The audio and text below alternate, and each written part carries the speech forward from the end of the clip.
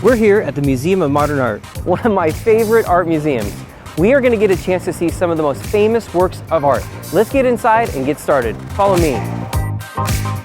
This episode is funded by the Glick Fund and the Crystal DeHaan Family Foundation, who inspire philanthropy and creativity.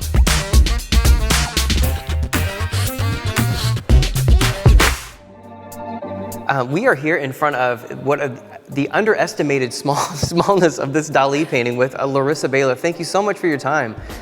It's a real pleasure, Nate. This is one of my favorite works, and I think one of the most popular in MoMA's collection. Yeah, well, tell us a little bit about it. I mean, besides the fact that it is way smaller than I expected. I know, isn't it crazy? I joke that every time I come into the gallery, it gets smaller and smaller. And, you know, part of that is that Salvador Dali is painting on a really miniature scale. He wants to give us this powerful impact with this little work that's painted with the most minute details.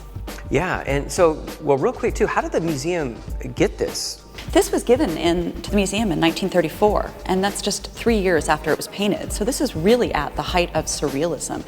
And Surrealism, of course, is a movement that starts in France in the 1920s and is associated with the visual arts and literature writing. It has to do with dreamscapes and delving into the unconscious, sort of bringing that onto the canvas, if you will. Oh yeah, and so tell us, everybody's going to want to know. And this has been, I've been obsessed with Dali since, gosh, high school. But why the clocks, the ants, and what is going on in this painting? Exactly. Well, again, he uses this hyper-realism only to kind of thwart our expectations, to get us to really think about it, or maybe not to think at all, to react to it. It has all kinds of irrational aspects or juxtaposed aspects that we're not expecting. So why the melted watches, and what are the ants doing there? Well, hard and soft seem to be really at play in this work, and confusing. There are the cliffs of Cadaqués, where he's from, in Catalonia, and those are timeless, right? Geology, it's been there forever, it's permanent, and time itself is supposed to be permanent, right? It's something that we can measure, it's something that we can count on. And one of the things that Dali is playing with is melted watches. We don't expect that. What does that mean if time melts, or if ants are crawling over something? It's decay and entropy. Now, this is a rumor, I don't know if it's true, that he would put himself into like a self hallucination state to paint these kind of things. I mean, how true is that? So a lot of surrealist artists, again, trying to delve into their unconscious in different ways. That could be waking up from a dream and writing everything down. It could be closing your eyes and drawing and seeing what comes supposedly from your unconscious, or it could be trying to put yourself into a hypnotic state. And I think that Dali did do that to try to get to another realm. Where did he learn to become a painter? Like, what was any of his background? So he did go to school. He did study art, and he did study mathematics and science and poetry. These were all of great interest to him, and read constantly. And eventually he gave this up for full-time art making, creating films and paintings, and moved to Paris from Spain. Wow. During this time, there was a lot going on with Einstein and Freud. I mean, how much do you think was influenced, like all that science going on? Very much. So, as I said, he was constantly reading books. We know that he was doing this at university, and he continued that fascination with science, and perhaps anxiety with science throughout his life and career. And Einstein's theory of relativity was very much in the air.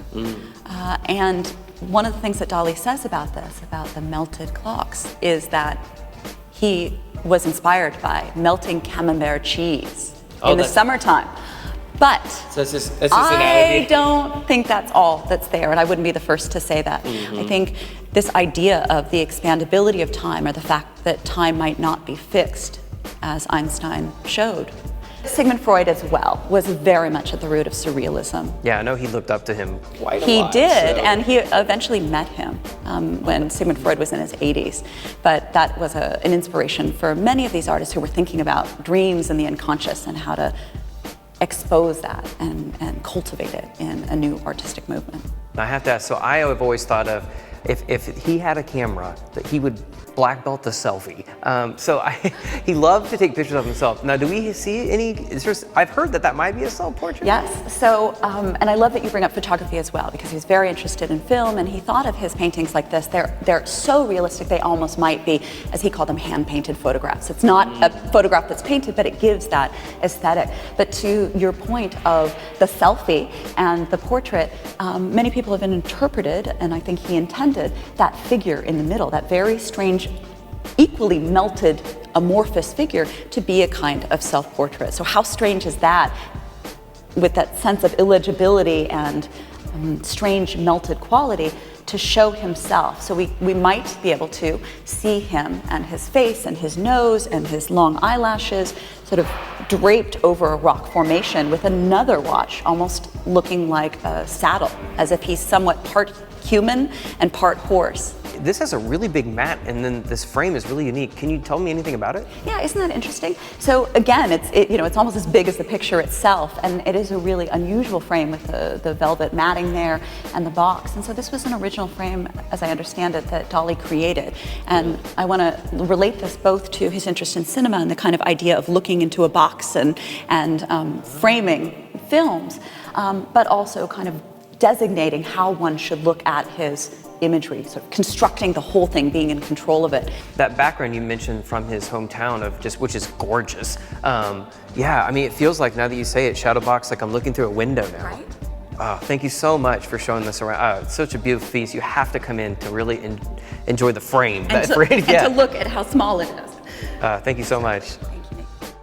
Click on the right to get yourself some more Artrageous episodes, and click on the left on the circle icon to subscribe. And please, I would love to connect with you on Instagram, Facebook, Twitter at Artrageous Nate. Hey everybody, have a great day and be outrageous.